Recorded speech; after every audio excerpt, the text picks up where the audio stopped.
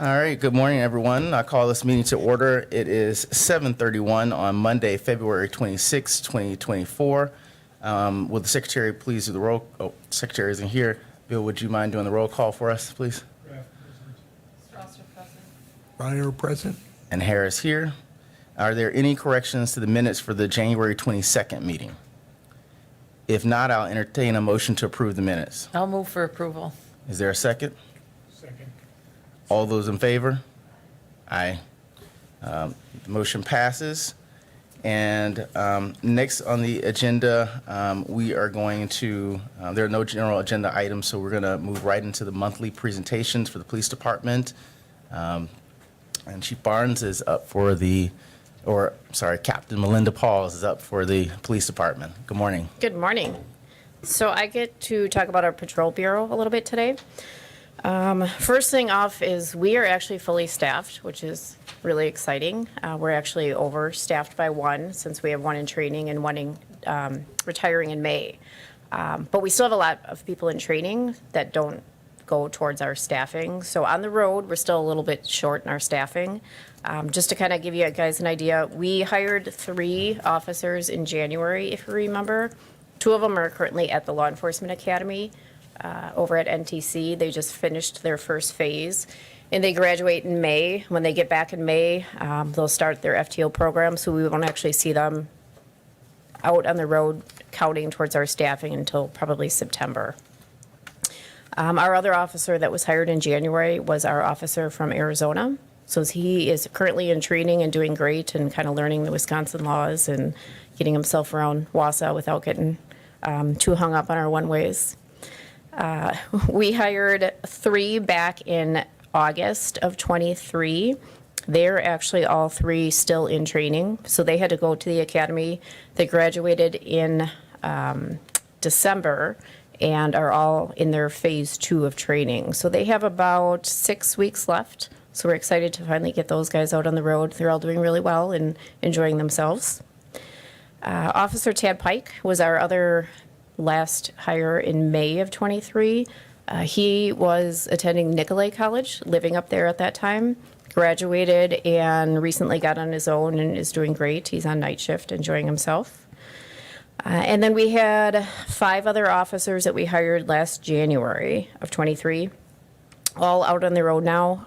Sam Reyes, Josh Burquest, Doug Frick, John Shoemaker, and Fong Mua were all of our early 23 hires, all getting out on their own and working nights and enjoying themselves to the point now where they're already looking to try to do some extra stuff, getting involved in extra teams and that type of stuff. So we had some really good hires in the last year or 2. Excited to see them out and enjoying themselves. We've unfortunately had a lot of light duty injuries, both on and off work. So we've currently got 3 officers on light duty.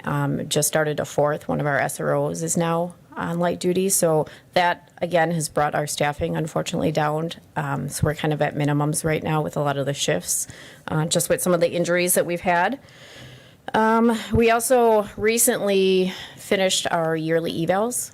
So we've always made it a point to do our yearly evals at the PD, and patrol just kind of finished up theirs, and we're getting those reviewed and sent over to HR. It's always exciting to kind of see some of the goals that people pick for their upcoming years and their career development. So that was one thing that we recently did. We have Mark Hertzels retiring in May. So he's been here since 1996 for the last number of years, really. He's had a dog, Rio, one of our canine officers. Mark's retiring in May, which opens up a canine position in the patrol bureau. Those don't come around very often. Usually the life of a dog is anywhere between 8 and 10 years. So we put out interest for a canine. And actually one of our newer officers, Catherine Cross, is going to be our next canine officer. So she came with a lot of experience in the military. She was MP and has a little bit of handling experience through her husband, who is a canine handler as well. So she's getting our newest canine. Hopefully, she picked one out, and hopefully they work out well together. So she picked out a Malinois named Bo. She actually attends training in March and April with Bo. So hopefully everything works out well, and they're good partners, and she brings him back, and we'll see him in April. So that'll be a new addition to the PD as our canine. Other things, we've had a couple calls that I just kind of wanted to highlight if you guys looked on the sheet. One of them being one of our officers, still what we consider young, Hunter Stark, one of our night shift officers, only been around for a couple years. Him and a few other officers got sent to a suicidal juvenile. Hunter did an amazing job speaking with the male. He had actually walked out onto the ice of the river, about 30 yards out, had a box cutter as well, was threatening suicide, and the compassion that Hunter showed and just the length that he talked to him and finally got him off the ice. And it was really, really nice to see our officers actually in action and doing a great job. So that was just recently towards the end of February. We've had an uptick in overdoses, it seems like. So we've had a number of overdoses, one of them being fatal, another one that we're looking at, a non-fatal. Many times, we're not getting reports of the overdoses that are occurring as well with the amount of naloxone out there, which is a good thing. It's being used. But we have seen a kind of a uptick in the overdoses as well. We have a house that has kind of been an issue for the last couple of years. It was recently, there's really no owner. The city's working at trying to figure out something to do. The owner had actually died, left it to a son who is out of state, and it's just been a drug flop house for a number of years now. So we actually conducted our fourth search warrant at the house last week. Every single time officers are there, they're finding drugs and people using, and it's definitely been a nuisance for a number of years now. So they're trying to work with the city and figuring out what to do with that, because the owner is basically kind of giving it over. So we really have nobody to hold accountable for it right now. But this recent one, 2 weeks ago, we got called there for a fight between people that were living there. In the process of a fight, a dog protected one of the other ones, and one of them received significant dog bites as well. So officers were dealing with both the dog and the individuals that were there fighting. We had a couple of CPRs that we've done recently. One of them, we got called over to, what is the name of the bar? You guys were there. North End Pub, is that what it was? North End Pub, I believe it was. Officers received a call, fire department responded, a female that had went unresponsive in the outside parking lot of the bar. They were able to bring her back, but unfortunately, I think she died a couple days later, unfortunately. Okay, so we have an organ donor, it sounds like they're keeping. We had a vehicle rollover in town here, which is kind of unusual. Somebody who was impaired, driving a little bit too fast, struck a light pole downtown area and rolled over. So they had some injuries from that and no WI. And then we recently had our yearly in-service. So every year we do 2 days of in-service. We just had our first day for both of our groups last week. And we had a command portion, so the 5 of us just kind of discussing some of the newest things and making sure that everybody in the department was kind of in the know of what's going on. And then we had a number of presenters come in and just kind of do some updates that our officers are always kind of asking for. And most of the ideas came from questions that they had and they wanted some updates on. So we had the Director of Catholic Charities come in and kind of talk a little bit about what they've been doing, some of the new programs. Our Marathon County Deflection and Diversion program. So our officers have been utilizing this program to keep people out of the court system with lower minor crimes. So they kind of were explaining the process behind that, and our department's definitely been using that. So it was great to see the team in there and discussing some of the success cases that they've had. We had some legal updates from our DA's office and report writing updates, and then we did a presentation from one of our chaplains on officer wellness. So just keeping in mind, always keeping our officers, in their thoughts and making sure that we're doing the best that we can for everybody working in the department. And then the last thing that I have on our update is our fleet. So the last couple of years, we've had some issues getting vehicles in. We're actually in a really good place now. Our 2022 vehicles that were canceled by Ford came in. We ended up ordering Dodges. So those are all in and out on the road. Our 2023s and 2024 orders are in place to continue. They haven't canceled those on us, so we should be seeing those. The only thing that we noticed as we were putting equipment into our fleet was a lot of our radar units aren't working anymore, and they're way past life. They don't make parts and they don't service them. So we're looking at trying to replace 23 radar units for all of our vehicles here coming up.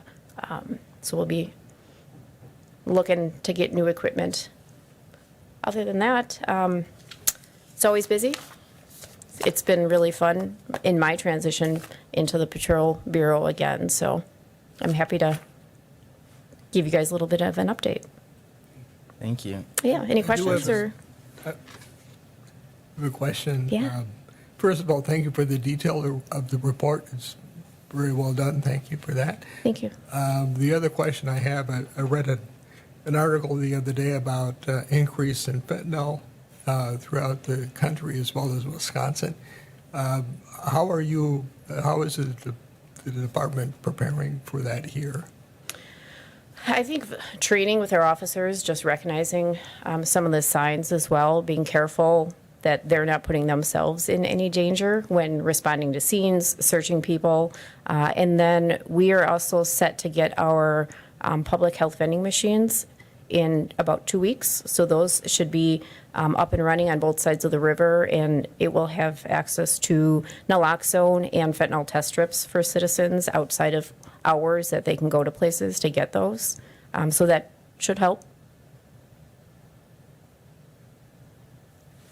On the canine position, did you only have one person apply? We did, which is kind of surprising, but it was a good person to apply to. Any other? Is that funded by the city or the dog foundation? That is foundation mostly. Is that correct? You can answer to that better than me. Sure. Through the Community Foundation, there's an endowment. It's called the Bradfish Fund. So the Bradfish family has produced enough money that the profits from that investment annually can provide they can subsidize one dog per year in Marathon County. So it's our turn this year to use those dollars. It's about $11,000. The total cost of the dog with the training is $17,800, which is amazing to me because we're also getting a new therapy dog for Wausau East, and we're in the RFP process. And the therapy dog, Snowy Pines Labradors, White Labs, if you look, they have a live puppy cam. Some people, I walk around the PD and it seems to be their screensaver.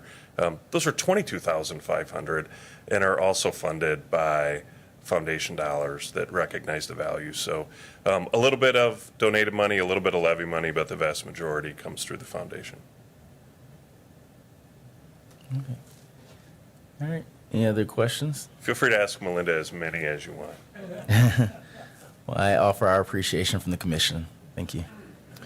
Well, thanks for letting us go first, because one of the major issues our police department was facing recently is open records requests, and the amount that we're getting are doubling every year, and the clerical time spent is causing us, like, we're still processing late September, early October requests. So the legislature just recently passed legislation. Governor signed it last week, Thursday or Friday, which allows us to charge the cost of producing those open records requests to requesters that are going to monetize the record. So the record being body cam footage mostly. So YouTubers that then put that online with the goal of receiving money for that has created so much work for our staff. There's probably one person in the room that actually does the work that could speak to this. But it at least allows us, because we added a clerical person just to meet the need. And I was concerned we were going to have to ask for another clerical person this year, but my hope is this will mitigate, either bring in a revenue that allows us to hire another clerical person, or those companies that call up and say, here's the 5 cases I want all the body cam footage for. They might be a little more careful and say, how about just this one? because we're going to ask for the money up front from them. Do you have to redact that body cam? Do you have to alter that? In most cases, there's altering because as much as we have state statute that says we have to be transparent, and Wisconsin probably has the most general, like everything gets released, but there's still medical stuff, there's still juvenile stuff, there's DPPA identification stuff that can occur. So our staff have to watch every minute of every body cam that's going to be released. So if you have a major scene and it seems interesting to the YouTubers, they make the request, 6 officers go, it's an hour-long deal, that's 6 hours of body cam footage that has to be watched just to make sure something isn't said that shouldn't be said. And then they have to redact that, or the juveniles, or whoever may show up in that scene. So it's very labor-intensive right now. Do they have pretty clear rules for redaction, or No, it's clear as mud. is the state doing anything about that, or? Well, I mean, the redaction rules are generally guided by case law. So the case law occurs every year, and our staff get a legal open records update every single year, and they have to adjust as necessary for that. It's a moving target for sure. Any software of any sort that's available to help with that or not? Artificial intelligence scares me, but if it works for that, we're going to look at it. There are technologies that help that make redacting quicker, but I wouldn't trust a computer or software to do what needs to be done in order for us to meet our obligations. So it's a work in progress, but It's a two-way sword. Didn't have enough information, too much. right. And one of the reasons you'll notice on your agenda that I want to talk about homelessness. And you're the Police and Fire Commission. You guys hire me, you fire me.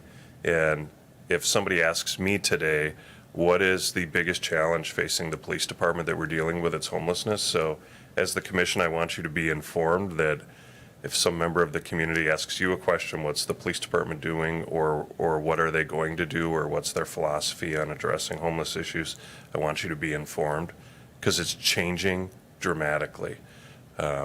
Generally speaking, in our budget process, we make requests for additional staff toward the end of the year. We run on the city of Wausau runs their budget on the calendar year.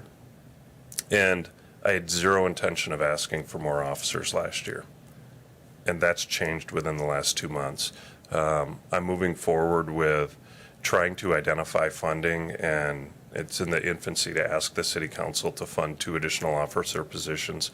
And those officers, in my mind, are going to be part of a team similar to our drug units or our CART team, where they will focus entirely on the unhoused population. Most recently, the data from Catholic Charities, from the Warming Center, is within the last 2 months, we've had 100 new unduplicated homeless individuals that they've never seen before arrive at Catholic Charities' door. They don't have the capacity to meet the need. Every single night they're turning people away, which translates into issues within our community, in our stairwells, in our parking ramps, in our library, in our parks, and the location these individuals are coming from. Certainly some become homeless in Wausau, we're aware of those, but the amount that are coming from Milwaukee, Chicago, are traveling and migrating to Wausau from other areas is staggering, and it's really, really making our lives difficult. And last year I stood before the council and said, you're the policymakers, tell me what you want our policy to be. And if you don't tell me anything, I'll tell you what I'm going to do. And what I said was, I expect the city of Wausau, and I will advocate for and will help develop common sense supports for our unhoused community. So we need resources. I believe that's where Wausau's heart is. I think that's important, that we have resources available to empower people to leave homelessness. What I am not supportive of is resources that enable people to stay homeless.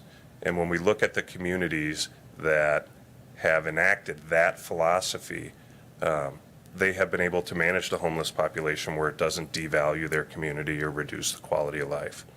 And so from a law enforcement standpoint, we have very good resources in Wausau. There are gaps. I presented to the council. It might entertain you to watch and see what their perspective was at the last council meeting. We know that our unhoused women are being victimized on a daily basis.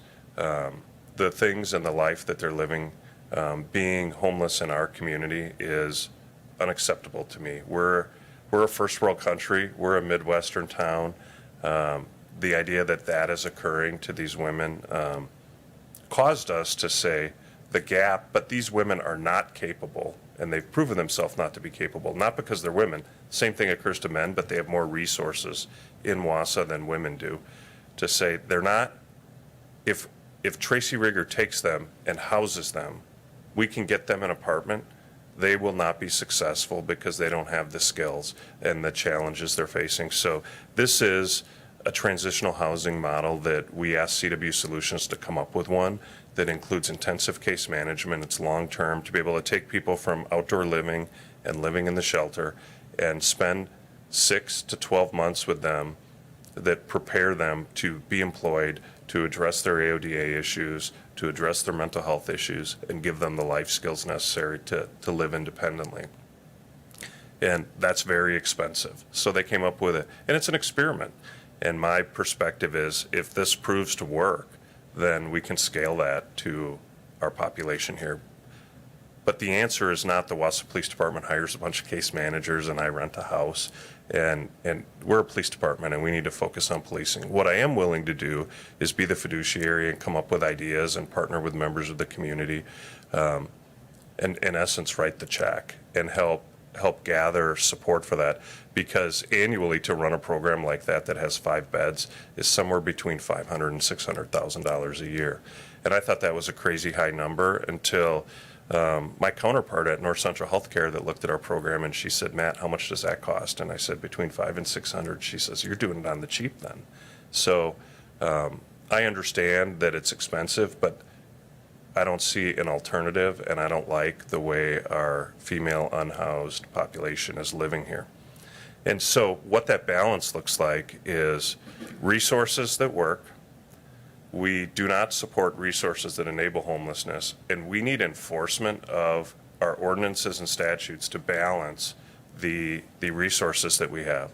Wausau should not be a place that it's okay to be homeless, but Wausau is also full of people with big hearts who care about people. And, you know, Captain Paul spoke about our in-service, and so I'm the one standing there in front of half of our department on each day, and half on Tuesday, half on Thursday. And previous years, they might be like, what kind of cool stuff? We need this piece of equipment. We need that piece of equipment. Hey, can we get this? What's the contract going to look like? They're looking internally at themselves and the work that they do. Or how are we going to address this crime or that crime? The entire time was spent talking about homelessness and the impact on them. And one of the other things that occurred at about the same time, I'm aware of one of our officers that who's awesome and applied to another agency, an agency that works more rural. It's the sheriff's department. And so I sat down with him and said, what's up with that? And he's like, Matt, I owe this police department. You guys gave me my shot. I have friends here. I like working here. But when I take a step back and I say to myself, can I spend the next 15 years of my career in Groundhog Day, where I come to work every day, we get dispatched to these issues with the same people, we take the limited amount of enforcement that's available to us, and we kick them out of the ramp. And then the lieutenants who are watching the cameras in the office, 10 minutes later, our officers leave, and 10 minutes later, they're right back. Our DPW and staff that take care of the ramp on a daily basis are shoveling and removing human fecal material from in the stairwells. These are the stairwells in the ramps that are the key component to the prosperity of our downtown. If look at all the development plans that are occurring, who wants to do that or live there if in order to go park their car, they have to step over a human or human fecal material, and they reek because that's where they go to the bathroom. So all of these things are related. Our economic development, the future of our community, I believe that ship is still parked at the dock. It hasn't left yet, but it's leaving pretty soon. And if the police department doesn't take a hard line, which will not be popular, I get accused on a regular basis. There you go, criminalizing homelessness. And those same people say, oh, but we really like the program you came up with. Do more of that. Like, there's absolutely no way to satisfy everyone in this arena. But I said early on, like, I refuse to let this community turn into Portland.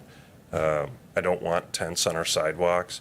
I don't want our parks to look like La Crosse, where it's a half a mile long of tents of people living. And so when we look at the communities that have successfully avoided that or reduced their homeless population, they have great resources and significant enforcement, and they don't allow, they don't empower people to stay homeless. And so that's where I'm at right now. I don't have the solution, but I also value all of you to give me your perspective, either publicly or privately. And I just wanted you to know that's what we're dealing with right now, and it's making policing very difficult. And at the end of the day, the amount of staff we have, the amount of time they're spending on this very small portion of the population is reducing the amount of policing the rest of our community that pay taxes to have a quality police force are getting. And those are the challenges we're dealing with. We're never going to quit on it. But I at least wanted to give you that baseline information of that challenge. So the balance, is that because we don't have that? Is that what's causing the migration here? Or why do you think people are coming to Wausau I from think that- Milwaukee and these other areas? I think there's a whole host of reasons, and I don't claim to know them all. I know that Wausau has resources available that are significantly easier to attain and more robust than other communities. So that is if someone were to say to me, Matt, if we expand the capacity of our shelters in Wausau, what do you think the result's going to be? Part of the result is we will have more homeless. Those beds will fill up. That's been the experience of every community. Do I want people dying and living out in the elements? Absolutely not. But I think shelters should not be a permanent solution for a population. It should be a pathway to enabling people to leave homelessness. And so recently we had a visitor to Wausau who spoke and who's very well, like his whole career's been based on homelessness. And he's like, many of the solutions are unpopular and I'm not advocating for these yet, but the data shows that people are more successful at leaving homelessness if they're in the communities that they grew up in. So there are communities in California who have reduced their homelessness. There's, which are kind of the test studies where they said the resources are here for people who can show that they graduated from high school here or that they attended school in that community or can demonstrate that this is their home and this is where the resources are. And if you don't qualify for that, we arrange for transportation back to the community that you're in. That will be incredibly controversial, but his position on it was that there's many controversial things that actually work. So we have a lot more research to do with that, and we need data. We're looking at some technology. We brought up technology to be able to start collecting information that helps us make policy decisions. So if we know we have a policy decision that's going to have to be made sometime in the next 6 to 8 months, then let's have our officers collect the data in their experiences with those individuals so that we have it to make good decisions. So an example might be you take the fire department and chief cop, as he's going to talk to you about community paramedic here shortly. We need support for that. Why would the community or the hospital system support that? Well, we can collect data on when was the last time you saw, how many times in the last year have you seen a doctor? When you saw a doctor, what percentage of those times did you get an ambulance ride to go there for whatever standard medical care was? What did you receive all your medical care in an emergency room? And we can start to collect that information, which shows that anecdotally we know that there's individuals calling ambulances because they want to go claim chest pain to warm up at the ER. And then they spend 2-3 hours in the ER. Then the ER calls police and says, come get these individuals. We're done with them. Take them to the warming center. We call the warming center. Warming center says they're full. Hospital calls and says, you have to come get them. And we're like, that's not a police problem at this point. And so every single day we're dealing with issues like that. So to collect the data, to be able to present to those individuals that actually have to make the decisions or funding decisions. And unfortunately, you know, I just brought up, we have a $500,000 to $600,000 transitional living experiment that we want to conduct. 2 officers cost $250,000. So right there, I'm asking for $750,000, and that's not problem solving. That's us dealing with the Band-Aid, and that's all we're doing. At the end of the day, the 3 main issues that impact homelessness nationwide, not just here, are addiction, so AODA issues, mental health issues, and affordable housing. I can't fix those from the police department. I can advocate for great resources, and we try and address those issues for individuals, but I can't fix that. So that's the root cause, and we're trying to manage a problem without root cause solutions.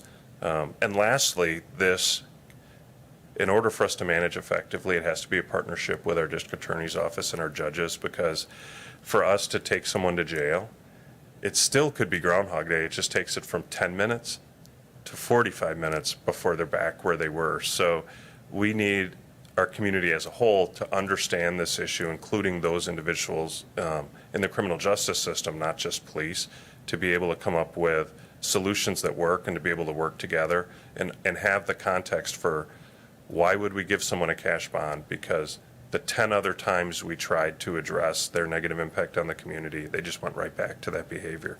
So it's a tough time, not just for us as a community, but we need to take care of ourselves. And I'm less concerned about what's going on in the rest of the state. What matters to me is the residents of Wausau, that the quality of life here is maintained. And when I got the data from the last 2 months, that we've added a net 100 new individuals to our community that are seeking shelter, so let's call them unhoused, and they're not.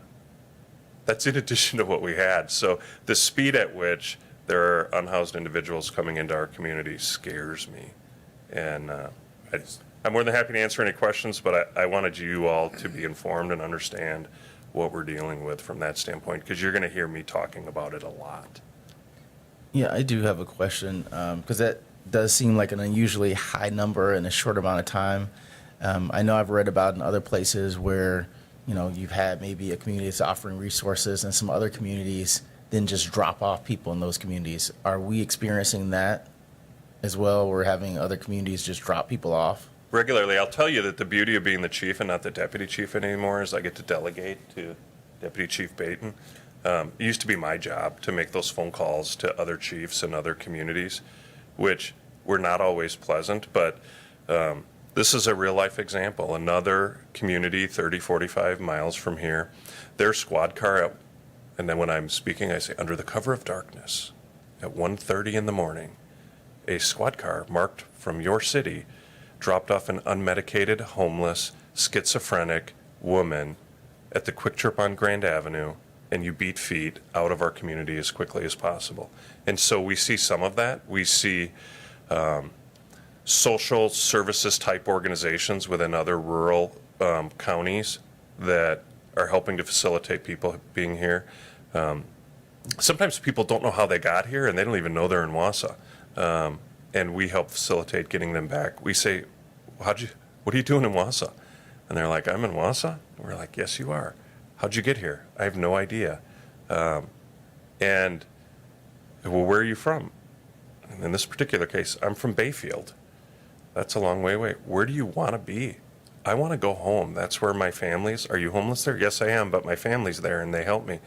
So that was a very expensive ride. I grabbed a squad car and grabbed an officer and said, drive this individual back to Bayfield, because the alternative is, then it's a +1 to our population and our community. But that was a $500 taxi ride in a squad car to go to Bayfield and back when I take the hourly wages and the cost per mile. So And sometimes it's not necessarily a case of someone trying to get over on Wausau or to dump their issue on Wausau. Some of these rural police departments and small police departments who have not dealt with this issue, they end up thinking they're doing a favor for someone, and they're like, oh, well, here's a place that has this, let's get you to that community. One other example is the fact that we have a hospital, a high-quality hospital in Aspirus in the city of Wausau, is a great advantage to the community, but it doesn't necessarily, sometimes that comes with a negative. So in Stevens Point, they have a homeless population, and they have a day center and a shelter through the Salvation Army. And this two unhoused individuals in their library, one pulled out a knife and stabbed the other one in the abdomen. Ambulance gets called. The ambulance says Wausau has a better trauma hospital than we do, and they rush this individual to Wausau, where they receive care. And then when they were ready to be discharged, they discharged them to the warming center in Wausau. Net +1.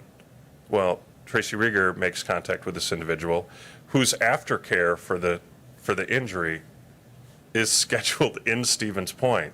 And we're like, where do you want to be? I want to be to Stevens Point.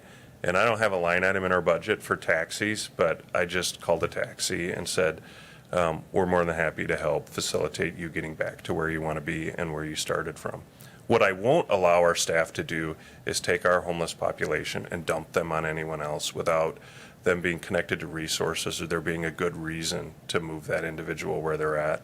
Because I'm highly critical of those that do it to us, so I won't do it to them. It's all generated and by Bill- drugs. How are we doing with that?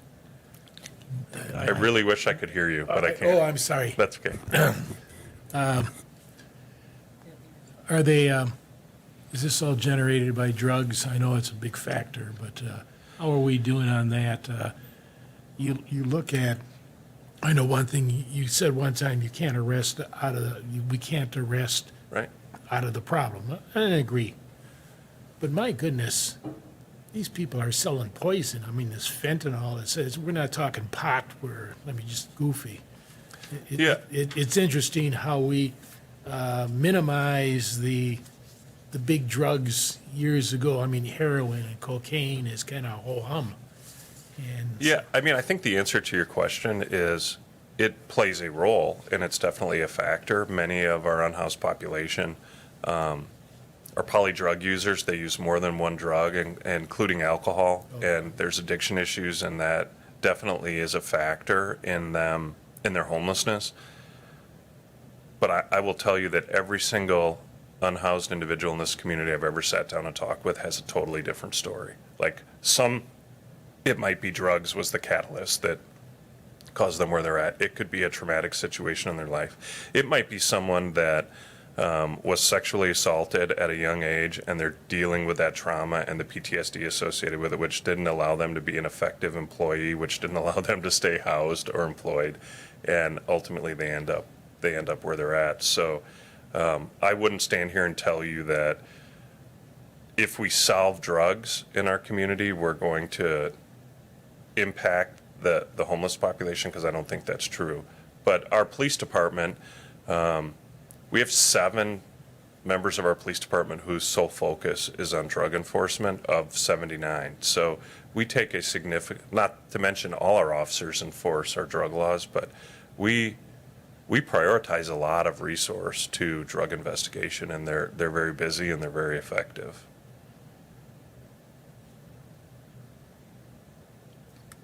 I invite you all, feel free if you have some thoughts on this, or that's what I get out of the commission is you guys care about our community and you look at things through a different lens and different experience. And if you have thoughts on this issue, I would really like to hear them at some point, because I definitely don't have the outline for how to, if only I do these 10 things, we're great. And so there's a lot of work that's going to have to be done in this, and I think there's probably a role for the PFC in your oversight of us. So thank you.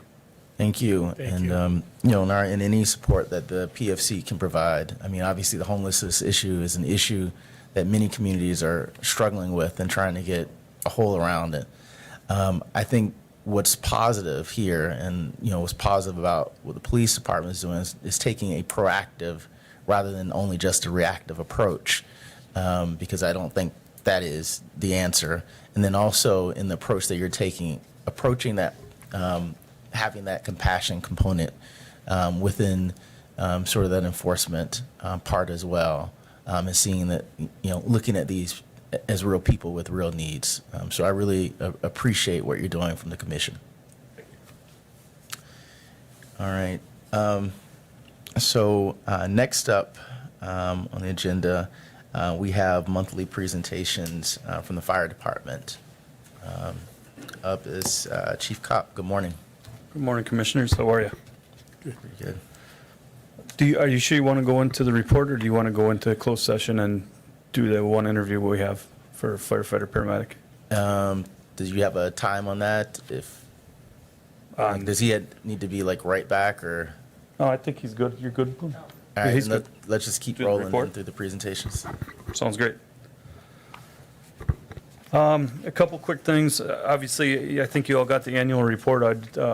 I'd take any questions you have about last year's annual report. I know I didn't have it for you at the last month's meeting, but everything looked good in there. And then we're moving into a quarterly report like we talked about at the last meeting. So at the end of March, you can expect our quarterly report, first quarterly report of 2025 or 2024, I'm sorry. One of the things I wanted to enlighten you guys on was the auto aid agreement. I think you are all very familiar with the fire departments and the MABUS agreement throughout the state of Wisconsin, which is a mutual aid box alarm. We've now entered into our first auto aid agreement with officially with Safer Fire District. And what that comprises of is anytime they have a fire call, we send a ladder truck on an automated dispatch. So as soon as they get dispatched, we get dispatched. And in return, whenever we get a fire call, they get automatically dispatched with there to send a paramedic ambulance to our fire scene. What that does for us is it allows us to still have available ambulance to respond to other emergencies in the city instead of the delayed time that we have right now when we are fighting a fire with our firefighter paramedics, when we get paged, sometimes they have to doff their turnout gear and then jump in an ambulance and respond to that call while we're in active firefighting mode. So I think it helps both sides. This is a contract where it can be negated by either side with a 30-day notice. I have high hopes for it, and I think it's kind of the way of the future. I've met with other fire chiefs around the area and talked about auto aid, and hopefully we start talking about how these can benefit us in the communities and where we're getting strained with a lot of calls that are inside and outside of our community. So that's just something I wanted to make sure you guys were aware of and let you know what we're acting on. I think we've gone into Safer 3 times since this went into place. So any questions on auto aid? Is that just Safer, or is that other areas around? That's just Safer right now. So anytime the village of Weston, the village of Rib Mountain, or the town of Weston gets a fire call, we get automatically paged for a ladder truck.